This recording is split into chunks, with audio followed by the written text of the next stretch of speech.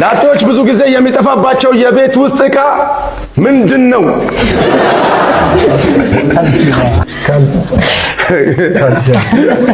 አንድ ነገር ካልሲ ነው።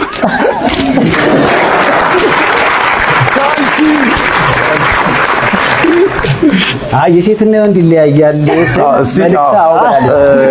ካልሲ የነሱ ነው። አንቺ ብዙ ጊዜ የሚጠፋብሽ ምንድነው? ኩል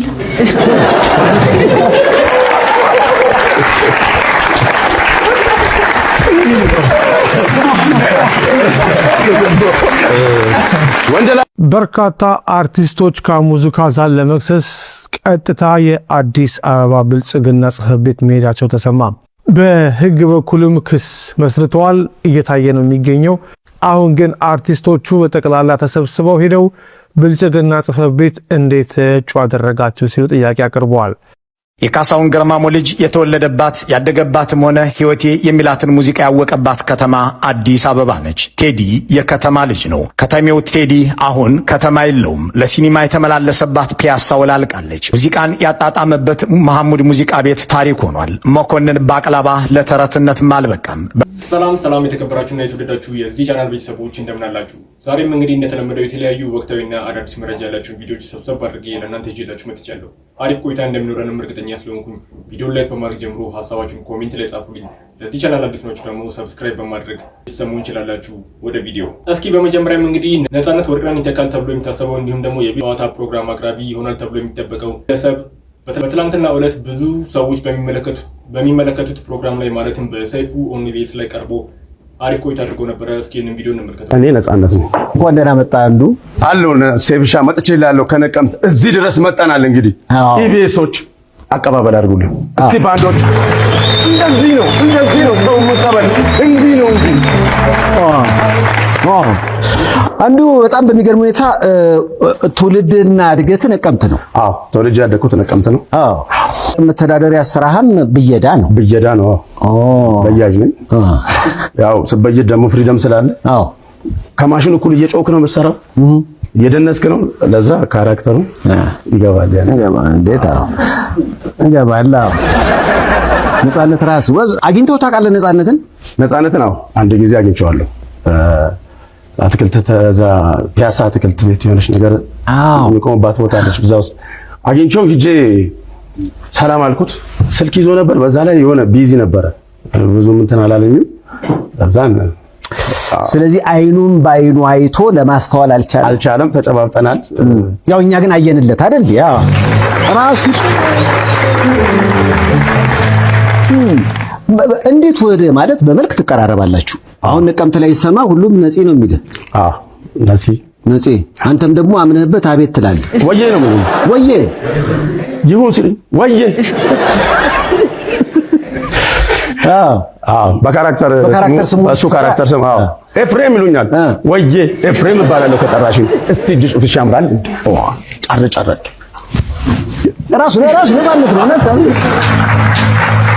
እሱ ቤተሰብ ጨዋታ ሳይጀምር እንደውም እሱ ቤተሰብ ጨዋታ ሲጀምር እኔ ቢዚ ነኝ፣ ስራ በዝቶብኝ ማለት ነው። ሰዎች አሁን ለብየዳ ሲመጡ ሃይ ነፂ እስኪ እንደዚህ ምናምን ነው እያሉ የሚያናግሩ። አዎ ነፂ እቺ ነገር እንደዚህ ወይ ሞተረኛ ነኝ፣ ነቀምት ውስጥ የታወቅኩ ነኝ። ሞተር ይዤ ሲሄድ ነፂ እያሉኝ ነው የሚሄደው። አሁን ከኔ ጋር ነቀምት መጠክ ሞተር ላይ ቁጭ ብለን ብንሄድ በቃ ትገረማለህ። ነገራችን የቤተሰብ ጨዋታን ማን ይምራው በሚለው ውድድር ላይ ያሲን ሌሎችም ተወዳዳሪዎች አሉና ዝመሩ አይደለ? እሱ አልተሞከረም እስካሁን ድረስ። ሳይሞከር ግን ድምጽ አሰጣጥ ላይ ከሁሉም የበላይ ነው። አይገርማችሁ? በመምሰሉ ብቻ አይቼ ነበር 50% ሰው ድምጽ የሰጠው ለሱ ነው ተባለ። አይተዋል አንተ? አዎ አይቼዋለሁ። እንዴት አገኘ የህዝቡን ድምጽ? የህዝቡ ድምጽ እንግዲህ የህዝብ አደራ ነው። ከባድ ነው። በጣም ከባድ ነው ሴሽ በጣም። በመቀጠልም እንግዲህ ብዙዎቻችን ኢትዮጵያ ውስጥ ባለስልጣናትን ስናስብ ኮፍታና ወይም ደግሞ ኮፍታር አድርገን ነው። ነገር ግን እውነታው ይሄ አይደለም። ለዚህ ምስክር የሚሆነው እንግዲህ ብርሃኑ ነጋ ነው። ፕሮፌሰር ብርሃኑ ነጋ እንግዲህ ወቸጉ ላይ ቀርቦ እጅግ በጣም ደስ የሚል ቆይታን አድርጎ ነበረ። እስኪ ይሄንን ቪዲዮ እንመልከተው። ቴዲ ኢዝ ኦልዌይስ ማይ የትኛው አልበም አክቹሊ የሚገርምህ አብዛኛው ከሜቢ ፈርስት የመጀመሪያዎቹ 2-3 ዘፈኖች በስተቀር ከዛ በኋላ በደንብ ሙሉ አልበም ማውጣት ከጀመረ ጀምሮ የኢትዮጵያን ሙዚቃ መሰረታዊ በሆነ መንገድ ቀይሮታል የሚል ሴንስ አለኝ። ሂዝ ኖት ጀስት ዝም ብሎ ዘፋኝ፣ ጥሩ ድምጽ ያለው ዘፋኝ አይደለም ኢን ዘ ሴንስ ዛት ሙዚቃ ያውቃል፣ ሊሪክሱን ማዘጋጀት ያውቃል፣ ሙዚቃውን ማቀናበር ያውቃል። ይሄ ሬር ታለንት ነው። በሙዚቀኞች የሁሉም ነገር እንትን አይሆንምና he's very capable really naturally talented የሆነ የአበሻ ዘፋኝ እሱ ይመስለኛል። ደግሞ አልበም ሊወጣ ነው። ቆንጆ አው እየጠበቅን ነው። ያው እንቅልፍ መተኛትም ትተናል። እሱ ከሙዚቀኛ እሱ ነው። ሜቢ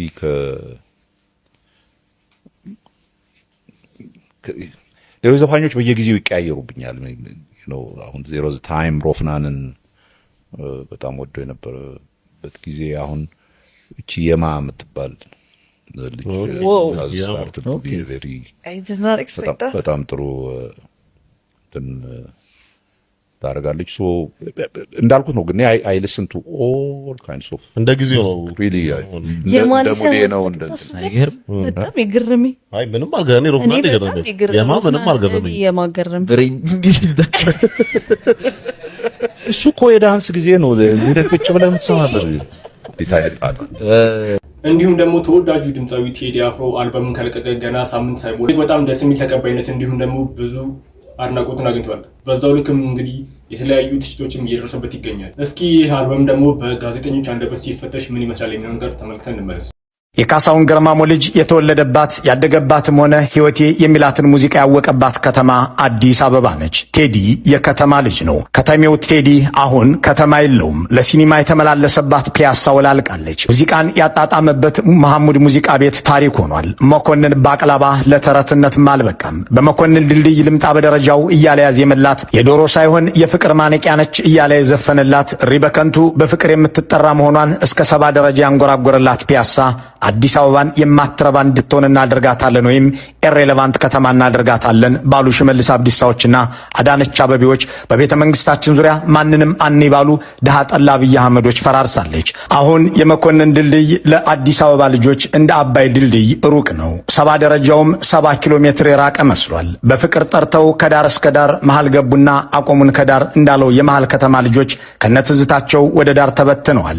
ባሳደገኝ ቀዬ ባደኩበት መንደር ባይተዋር ሰው ሆኜ እንደሌለው ሀገር እንዳለውም ያደጉበትንና የኖሩበትን ቤትና ቄ በሰዓታት ውስጥ አፈራርሰው ባይተዋር አድርገዋቸዋል። ቴዲ አፍሮ ሸመንደፈር ብሎ ራጎል አይደለይ ያኗር ጎረቤት እያለ የዘፈነላቸው የእምነት ተቋማት ዛሬ ምዕመን ርቋቸዋል። የኑር መስጂድ ጎረቤቶቹ የሉም። የስላሴ ካቴድራል፣ የግቢ ገብርኤል፣ የባልወልድ ቤተክርስቲያን ምዕመናቸው ተፈናቅለዋልና ድሃ ከቤተ መንግስቱ አጠገብ መኖር አይችልም ተብሎ ተነቅሏልና የሚያስቀድስም ሆነ ታቦት የሚያጅብ ሰው የላቸውም። ዳስጣል ያለው ቴዲ አፍሮ እነዚህን አዲስ አበቤዎችም ሊዘላቸው የፈቀደ አይመስልም። ተጣላሁና ከወንዚ አድባር እንዴት ልታረቅ ከራሴ ጋር አዲስ አበባ አዶ ሸገሩ እንኳን ሸገሩ የሁሉ አይደለ ወይ መላ ሀገሩ እያለ የዘመናችንን ገዢዎች በሰው ላይ የፈጸሙትን በደል የኔ ብቻ ነው የሚል ስግብግብነት ደግሞም በባህል ላይ የፈጸሙትን ጥቃት ወይም ካልቸራል ጄኖሳይድ ለመወከል በሚመስል አኳኋን ደግሞም የጥምቀት ዕለት ታቦት የሚያስገቡ ሰዎችን ያጡ አድባራትን የወከለ መስሎ አዚሟል። ቴዲ አፍሮ ብሶትንና ቁጭትን አዚሞ ችግር ነጋሪ ሆኖ ብቻ ዘፈኑን አይጨርስም። የሀገር አድን ጥሪውንም ያስተላልፋል።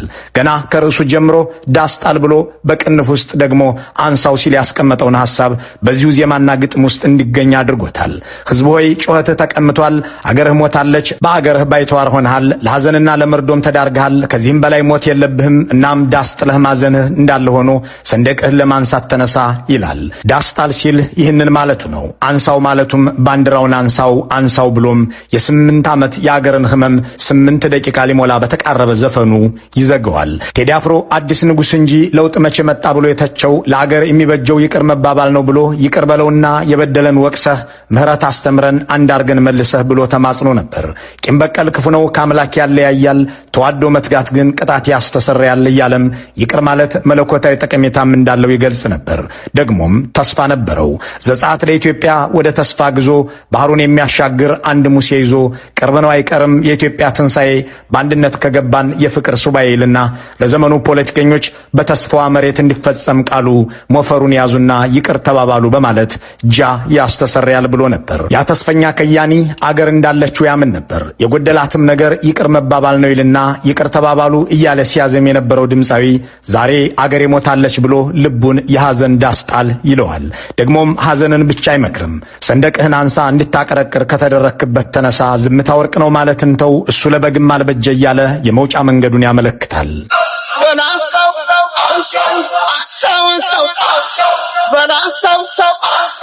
አገር የገደለው ብልጽግና ወደ ስልጣን በመጣ በ8ኛው ዓመት በዓመቱም በ8ኛው ወር በ8ኛውም ቀን በ2018 ከቀኑ 8 ሰዓት 18 ዘፈኖችን ይዞ የተለቀቀው የድምፃዊ ቴዎድሮስ ካሳሁን 6ኛ የሙዚቃ አልበም በስከዛሬ ስራዎቹ ያልተንጸባረቁ ይዘቶችን ይዞ መጥቷል የሚሉ አድማጮች አገር ሞታለችና ለትንሣኤው አንነሳ የሚል መልእክት ያስተላለፈበትን ዳስጣልና አንሳ ብቻ ሳይሆን የአዞ እምባ ሲል የሰየመውን 13ኛውን ትራክም መጥቀስ ይችላሉ።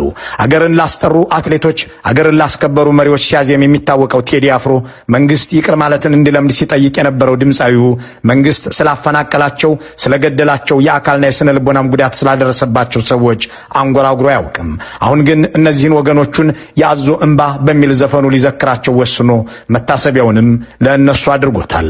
በኡታ ከፈረሰችው ኢያሪኮ በራማ ከፈሰሰው እንባም ጋር እያነጻጸረ ስቃያቸውን ይጋራል። ንጉሥ ሄሮድስ ኢየሱስን ለመግደል ሲል በቤተልሔም ያሉ ሕፃናትን ባስጨረሰ ጊዜ እናቶች ያደረሱት ዋይታና ጩኸት የራማ ለቅሶ ተብሎ እንደተገለጸው ሁሉ ዛሬ በታላቅ መከራ ውስጥ ሆኖ ሲያስለቅስና የሚያጽናናው የሚያጣ የመሰለውን የኢትዮጵያ ሕዝብ ለቅሶህ የራማ ለቅሶ አይደለም፣ እምባህን እጋራሃለሁ፣ ለቅሶም የአዞ እምባ አይደለም እያለ ህመሙን ይጋረዋል።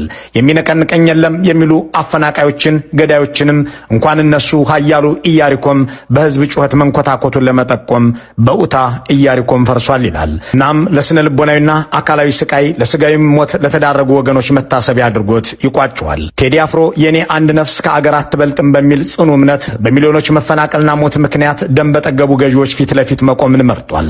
የአራት ነፍሶች አባት የሆነው ቴዲ አፍሮ አያሌ ሕፃናትን በገደሉ ሄሮዶሶች ከተማ ላይ ሆኖ ይህንን ሲያደርግ ተወኝ ልጆችን ላሳድግበት እያሉ ሌላ ሰው ነፃ እንዲያወጣቸው ለሚጠብቁ ሰዎች ዝም ባለ አፍ ዝም ባይገባም እያሉ በዝንብ ለተወረሩ ልሂቃን ድፍረት ይሆናቸው ዘንድ አርያነቱን ወስዷል። መልካሙን ሁሉ በመመኘት በዚሁ እንሰናበታለን።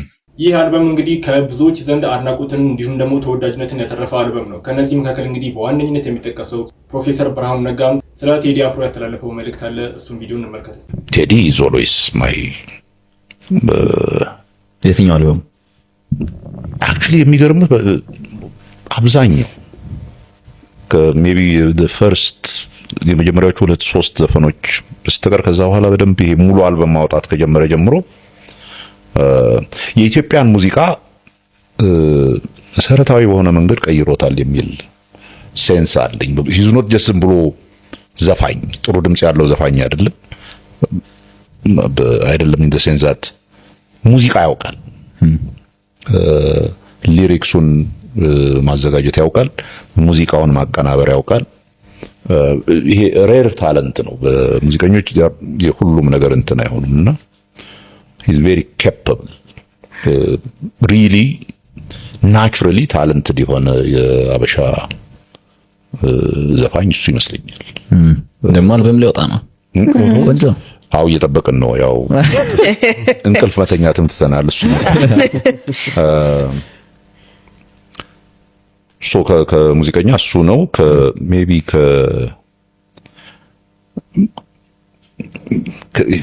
ሌሎች ዘፋኞች በየጊዜው ይቀያየሩብኛል።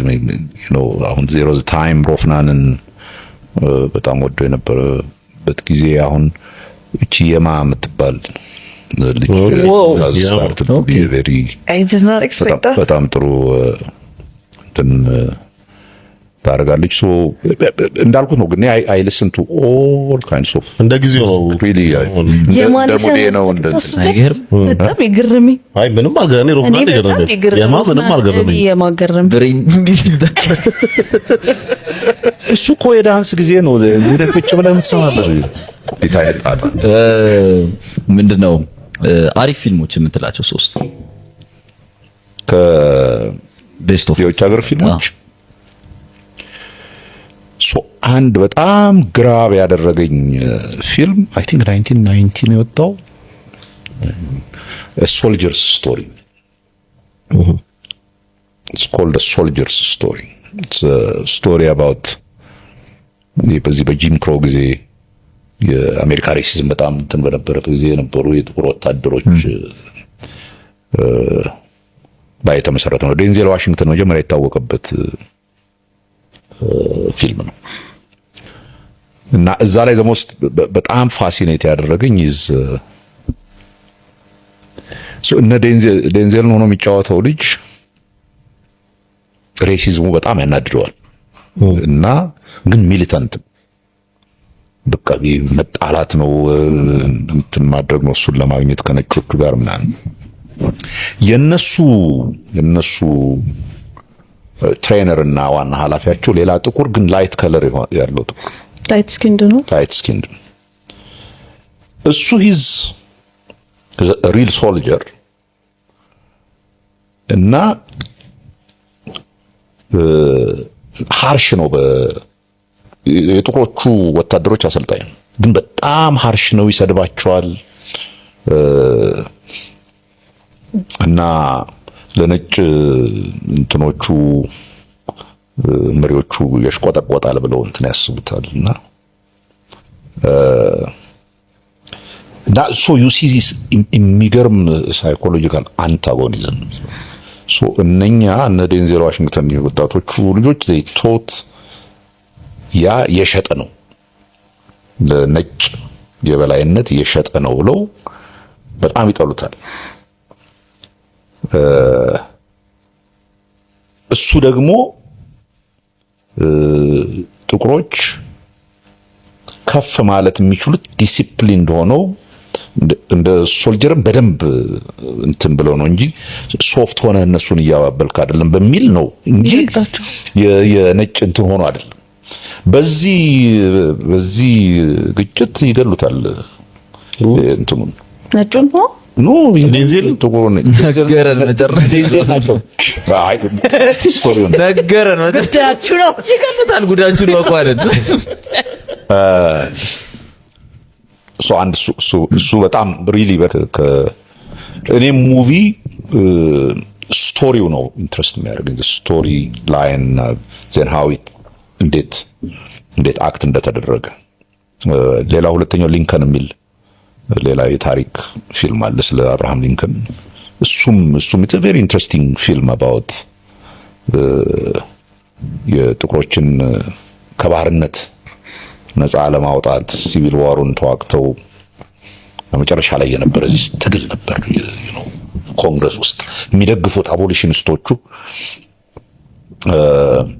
ወዲያውኑ እንዲፈርስ እንዲቆምና ይሄ ከባርነት እንትን እንዲል ይፈልጋሉ ሊንከንም ይደግፋል በት he wants to move legally እንትን ማድረግና በዛ መካከል ያለ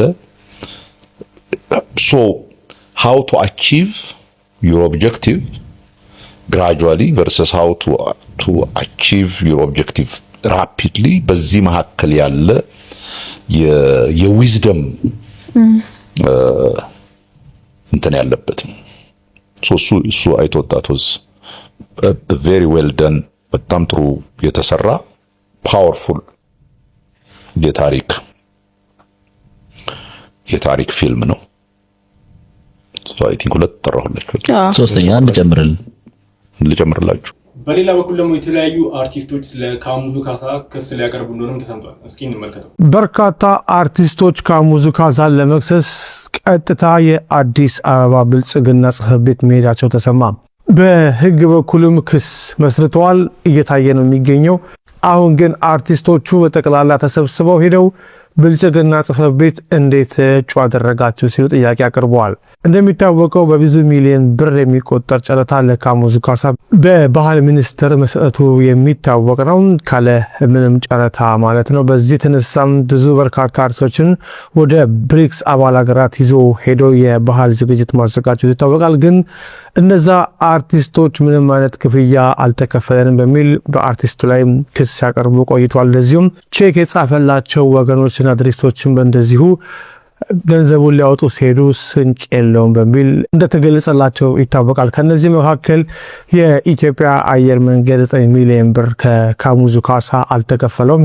እነዚህን አርቲስቶች ወደ ውጭ ሀገር ያጓጓዘበት ገንዘብ አልተከፈለንም ሲሉ ክስ ያቀረቡት እነዚህ አርቲስቶች ወደ ብልጽግና ጽሕፈት ቤት የአዲስ አበባ ብልጽግና ጽሕፈት ቤት ነው እዛ በመሄድ ተቃውሟቸውን አሰምተዋል። ይህን ተከትሎም የአዲስ አበባ ብልጽግና ከፍተኛ አማሪ የሆኑት አቶ ሞገስ ባልቻ የየካ ክፍለ ከተማ ብልጽግና እንዴት አድርጎም እጩ እንዳደረገው ጥያቄ ማቅረባቸውን ሰምተናል።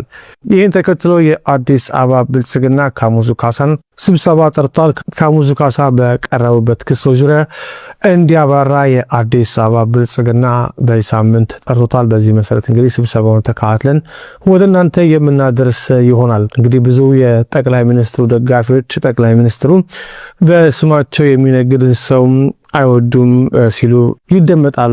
ስለዚህም የካሙዙ ካሳ እጣ ፈንታ ምን እንደሚሆን በሳምንት ይታወቃል ማለት ነው። እኮ ፌስቡክ ላይ ሁሉ ሳይቀር 2 ትራክ ላይ እኮ ሰራን እኮ አሁን ቴዲም ጨመረልን። ያው እንግዲህ ቴዲ አፍሮ አልበም ወጥቷል። በነገራችን ላይ ቴዲ አፍሮ አልበም ላይ ፐርክሽን ተሳትፏል። ክንዴ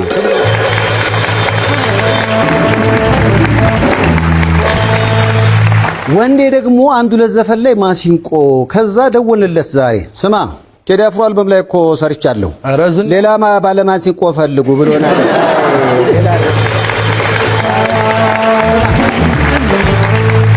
ካሁን በኋላ እኮ የተያየን ተለያየን። እሺ ይሄው የለም አንተም እናንተ ምግብ ላይ ወስናችሁ እንደመጣችሁት አንተም ዝና ላይ ወስነህ ስለመጣ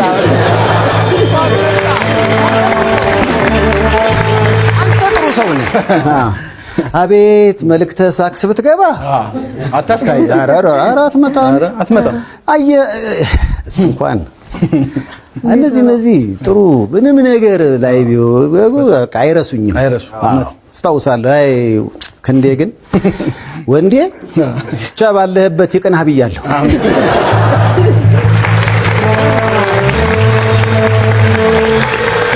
ያው እንግዲህ አየሁት እኮ ፌስቡክ ላይ ሁሉ ሳይቀር 2 ትራክ ላይ እኮ ሰራን እኮ ያርግልህ ገና ከዚህ በላይ ይገባል። ሰላም እንዴት ናችሁ? ቻናሌ ቤተሰቦች ሰሞኑን እንግዲህ ሶሻል ሚዲያውን የተቆጣጠረው ነገር ይታወቃል። የቴዲ አፍሮ አዲሱ አልበም ሶሻል ሚዲያ ላይ በጣም ብዙ ሪከርዶችን እየሰባበረ ነው። በኢትዮጵያ ደረጃ ብቻ ሳይሆን በዓለም አቀፍ ደረጃ በጣም ብዙ ሪከርዶችን ሰብሯልና የትኞቹን ሪከርድ እንደሰበረና የት ሀገር ትሬንዲንግ እንደሆነ አሜሪካን ጨምሮ ያለውን ጉድ አሳያችኋለሁ። አሁን ከዛው ነው እንግዲህ ስለ ቴዲ አፍሮ አልበምና ሰዎች እየሰጡት ስላሉት አስተያየት ነው። በጣም የሚገርሙ አስተያየቶች እየተሰጡ ነው። እዚህ ቻናል ላይ እንግዲህ ግልጹን ነው የምናወራው። ስለዚህ የሚሰጡ ጥሩ ያልሆኑ አስተያየቶችንም ነው ማሳያችሁ ማለት ነው። ስለዚህ መጀመሪያ ካናቆቱን ጀምር። እንደምታዩት እንግዲህ የመጀመሪያው የሰበረው ሪከርድ የሰብስክራይበር ቁጥር ነው። ይሄ አልበም ከመለቀቁ በፊት ቴዲ አፍሮ የሚለው ቻናል 1.4 ሚሊዮን ሰብስክራይበር ነበረው። አሁን በአንድ ቀን ውስጥ 440,000 ሰብስክራይበር ጨምሮ 1.84 ሚሊዮን ሰብስክራይበር ደርሷልና በኢትዮጵያ ታሪክ 400,000 ሰብስክራይበር በአንድ ቀን ይሄ አንዱ የሰበረው ሪከርድ ነው ማለት ነው። ከዛ በተጨማሪ ደግሞ በቪው ሪከርድ ሰብሯል። እንደምታዩት በ21 ሰዓት ውስጥ አንድ ቀን እንኳን ሳይሞላ 4.1 ሚሊዮን እይታ አግኝቷልና ይሄም በኢትዮጵያ የዩቲዩብ ታሪክ ሪከርድ ሰብሯል ማለት ነው። እንደ አልበም ደግሞ ይሄን ያክል ሁሉም ሙዚቃዎች እንደምታዩት ከ1 ሚሊዮን በላይ ናቸው። የተወሰኑ ሙዚቃዎች ያልገቡ አሉ። እነሱም ዛሬ ስለሚገቡ በአንድ ቀን ውስጥ ሙሉ ሙዚቃዎቹ 1 ሚሊዮን አልፏልና ይሄም በኢትዮጵያ ታሪክ ሪከርድ ነው፣ አዲስ ሪከርድ ነው ማለት ነው። ይሄ ብቻ ሳይሆን የተለያዩ ሀገራት ላይ ይሄ ሙዚቃ ትሬንዲንግ ሆኗል። አሳያችኋለሁ። እንደምታዩት እንግዲህ ይሄ የዩቲዩብ ቻርት ነውና አሁን ይሄኛው ለምሳሌ የምታዩት ዩናይትድ አረብ ኤሚሬትስ ነው። ዩናይትድ አረብ ኤሚሬትስ ማለት የዱባይ ምናምን ማለት ነው። እና አንደኛ፣ ሁለተኛ ብቻ አይደለም 3ኛ ጭምር ከ1 እስከ 3 በዩናይትድ አረብ ኤሚሬትስ እየመራ ያለው የቴዲ አፍሮ አልበም ነው ማለት ነው። የተለያዩ ሀገሮችን ቼክ እናድርግ ደግሞ ዩናይትድ ስቴትስ ላይ አሜሪካ ላይ ደግሞ 1ኛ 2ኛ ሌላ ሙዚቃ ነው። 3ኛ 4ኛ 5ኛ 6ኛ 7ኛ 8ኛ ብሎ 9ኛ የቴዲ አፍሮ ነው። አሁን እንደውም የተቀየረ ይመስለኛል። ይሄ ሞር ከ9ኛ ወደ 1ኛ አካባቢ የተጠጋ ይመስለኛል። 1ኛ ባይሆንም ማለት ነው። እና እንግዲህ ዩናይትድ ኪንግደም ላይ እንግሊዝ ሀገር ደግሞ 5ኛ 6ኛ 7ኛ እንደምታዩት ሪከርዱን የያዘው የቴዲ አፍሮ ሙዚቃ ነው ማለት ነው። እና ካናዳ ደግሞ እንደምታዩት 4ኛ 7ኛ 11ኛ ምናምን የቴዲ አፍሮ ነው። አሁንም ካናዳም አካባቢ ተቆጣጥሮታል ማለት ይቻላል። አውስትራሊያም 13ኛ፣ ጀርመን ደግሞ 13ኛ፣ ጀርመንም 13ኛ። አሁን ግን የተሻሻለ ይመስለኛል ይሄንን ከሰራው በኋላ እኔ። ሳውዲ አረቢያ በእርግጠኝነት እንግዲህ የተሻለ ነው የሚሆነው። ሳውዲ አረቢያ 1 እስከ 3 ይሄን ሪከርድ የያዘው እንግዲህ የቴዲ አፍሮ አልበም ነውና በጣም የሚገርም ነው። ሳውዲ አረቢያ፣ ዩናይትድ አረብ ኤሚሬትስ ላይ ያሉ ስደት ላይ ያሉ እህቶቻችን ደግሞ ይህንን ሙዚቃ በጣም ወደውታል የሚል ነገር እየሰማው ነው። አጎንብሰሽ ስትቆዝሚ ተደግፈሽ መጥረጊያው እና መሪማ የሚለውን ይህንን ሙዚቃ በስደት ያሉ እህቶቻችን በተለይ በጣም ወደውታል የሚል ነገር አይቻለሁ። እናም እንግዲህ የቴዲ አፍሮ አልበምን በሚመለከት እየተሰጡ ካሉ አስተያየቶች ውስጥ አንዱ ቴዲ አፍሮ እንግዲህ በኢትዮጵያ ታሪክ ብቻ ሳይሆን በቃ የሙዚቃው ጎት ነው እያሉት ነው። ማለትም ግሬተስት ኦፍ ኦል ታይም እያሉት ነው እንግዲህ ምክንያቱም በጣም ብዙ ሪከርዶችን ይዟል። እናም ሌሎች ሰዎች ደግሞ እየሰጡ ያሉት አስተያየት ምንድነው ይሄንን ሙዚቃ በሚለቅበት ሰዓት ሙዚቃዎቹ ከዚህ በፊት ከተሰሩ ሙዚቃዎች ጋር ይመሳሰላሉ የሚልም አስተያየት እየተሰጠ ነው። ሌሎች ደግሞ አስተያየቶች ምንድናቸው ሞር አሁን አዝጌዴ እንዳሾ የገባበት ቦታ አለና አርቲስት መኮንን ላከ የገባበት ቦታ አለ እና ሌሎች አርቲስቶችም ቢገቡ ሞር አሪፍ ነበር የሚሉ ሰዎች አሉ። እና በዚህ ጉዳይ ያላችሁ ሐሳብ ምንድነው? እናንተስ ምንድነው ትሉት? እና ለማንኛውም ቤተሰቦች ለዛሬ ይዤላችሁ የመጣሁት ቪዲዮ ይሄንን ይመስል ነበር። አሪፍ ቆይታ እንደነበረና የተለያዩ ቁም ነገር አዘል ትምህርቶችንም እንደተማማርንበት እርግጠኛ ስለሆንኩኝ ቪዲዮ ላይክ ሳታደርጉ ጀምራችሁ ላይክ አድርጉ። ሐሳባችሁን ኮሜንት ላይ ጻፉልኝ። ለዚህ ቻናል አዲስ ናችሁ ደግሞ ሰብስክራይብ በማድረግ የተለያዩ ወቅታዊና አዳዲስ መረጃዎችን ማግኘት ይችላላችሁ። ቀጣይ በተመረጡና አዳዲስ መረጃ ባላቸው ቪዲዮዎች እስከምንገናኝ ድረስ መልካም ጊዜ